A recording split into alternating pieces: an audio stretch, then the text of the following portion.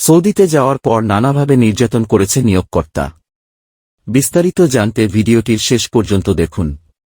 Saudi আরবে বেশিরভাগ অভিবাসী নারী গৃহকর্মী যারা পরিবার পরিজন ছেড়ে বিদেশে যায় তারা নির্যাতনের শিকার হয়। দেশে ফেরার পর তাদের মুখে নির্যাতনের ভয়ঙ্কর বর্ণনা শুনে হতবাক হতে হয় সবাইকে। যেসব নির্যাতিত নারী পালিয়ে দেশে ফিরে এসেছে তাদের শরীরেও নির্যাতনের চিহ্ন স্পষ্ট। তাদের মধ্যে কেউ কেউ বাড়িতে তাদের উপর ঘটে যাওয়া ভয়ঙ্কর নির্যাতনের বিষয়ে মুখ খোলে। অনেকে সামাজিক কারণে তাদের মুখ বন্ধ রাখে। হবিগঞ্জের নবীগঞ্জ উপজেলার রাবিয়া খাতুন নিয়োগকর্তার নির্যাতনের শিকার হয়ে সম্প্রতি সৌদি আরব থেকে দেশে ফিরেছেন। অমানসিক নির্যাতনের শিকার হওয়ার পর মানসিকভাবে অসুস্থ রাবিয়া বাড়ি ফিরে তার পরিবারকে খুঁজে বের করা কঠিন হয়ে পড়ে। অবশেষে গণমাধ্যমকর্মী ও স্থানীয়দের সহায়তায় ব্র্যাক লার্নিং সেন্টার তাকে পরিবারের কাছে হস্তান্তর করে। শনিবার 6 এপ্রিল বিকালে সৌদি ফেরত রাবিয়া খাতুনকে নিয়ে নবীগঞ্জ উপজেলার সদরাবাদ গ্রামে নিজ বাড়িতে ফেরে তার পরিবার।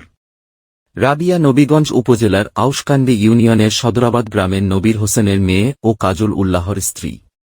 পরিবার ও ব্র্যাক সূত্রে জানা গেছে, পরিবারের সচ্ছলতা ফিরিয়ে আনতে 2022 সালে recruiting agency the Ifti overseas RL 894 এর মাধ্যমে গৃহকর্মী ভিসায় রাবিয়া খাতুন সৌদি আরবে চলে যান। সেখানে যাওয়ার পর তার জীবনে নেমে আসে নির্মম নির্যাতন। বুধবার 3 এপ্রিল রাতে সৌদি আরব থেকে হজরত শাহজালাল আন্তর্জাতিক বিমানবন্দর হয়ে দেশে ফেরেন রাবিয়া। রাতে বিমানবন্দরের বিভিন্ন জায়গায় অবস্থান করছিলেন। বৃহস্পতিবার সকালে তাকে ক্যাম্পিতে লক্ষ্যহীন চলাফেরা করতে দেখে এপিবিএন সদস্যরা তাদের অফিসে নিয়ে যান। তবে তার কাছে কারও মোবাইল নম্বর বা কোনো তথ্য না থাকায় পরিবার খুঁজে নিরাপদে হস্তান্তরের জন্য এপিবিএন সদস্যরা ঢাকার আশকোনার ব্র্যাক মাইগ্রেশন ওয়েলফেয়ার সেন্টারে পাঠায়।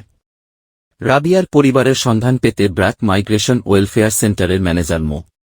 আল আমিন নয়ন গণমাধ্যম কর্মীদের সহায়তা চান। পরে হবিগঞ্জের স্থানীয় গণমাধ্যম কর্মী, জনপ্রতিনিধি ও সচেতন কিছু যুবকের প্রচেষ্টায় রাবিয়া খাতুনের পরিবারের সন্ধান পাওয়া যায়।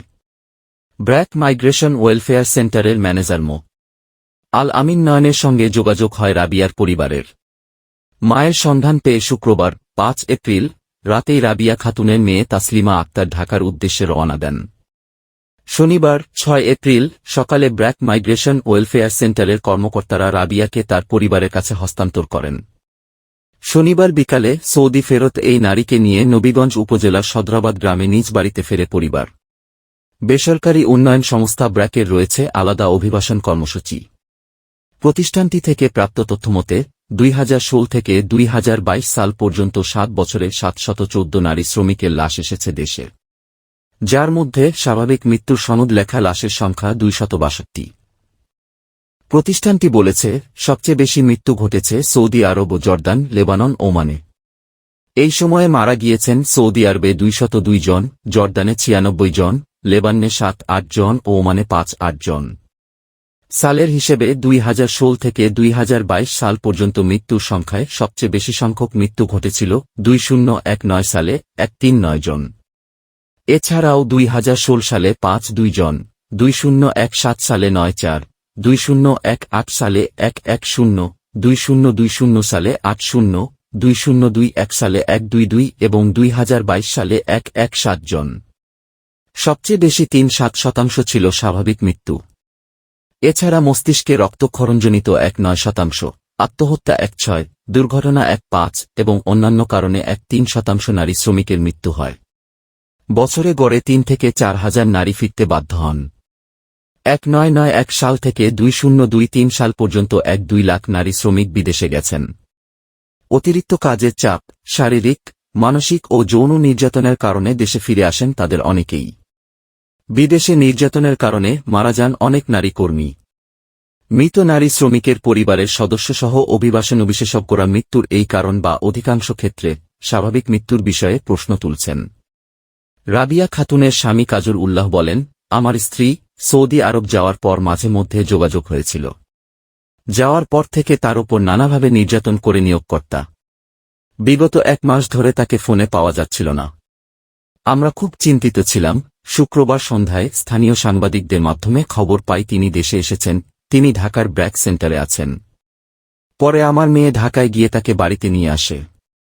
তিনি বলেন, প্রতিনিয়ত নির্যাতনের কারণে রাবিয়া মানসিকভাবে অসুস্থ হয়ে পড়েছে। তার চিকিৎসা দরকার। কাজল উল্লাহ তার স্ত্রীর ওপর অমানবিক নির্যাতনের বিচার দাবি করেন এবং নারীদের বিদেশে পাড়ি জমাতে সতর্ক থাকার আহ্বান জানান। ব্র্যাক মাইগ্রেশন ওয়েলফেয়ার সেন্টারের ব্যবস্থাপক মো. আল আমিন নয়ন বলেন, রাবিয়া আমাদের জানিয়েছেন সৌদিতে তার নিয়োগকর্তা তাকে নির্যাতন করেছেন। তিনি এখন মানসিকভাবে অসুস্থ, তাই তাকে একা বাড়িতে পাঠাতে পারিনি। তিনি বলেন, গণমাধ্যম কর্মীদের সহায়তায় তার পরিবারকে খুঁজে পেয়েছি। পরে শনিবার পরিবারের কাছে হস্তান্তর করি।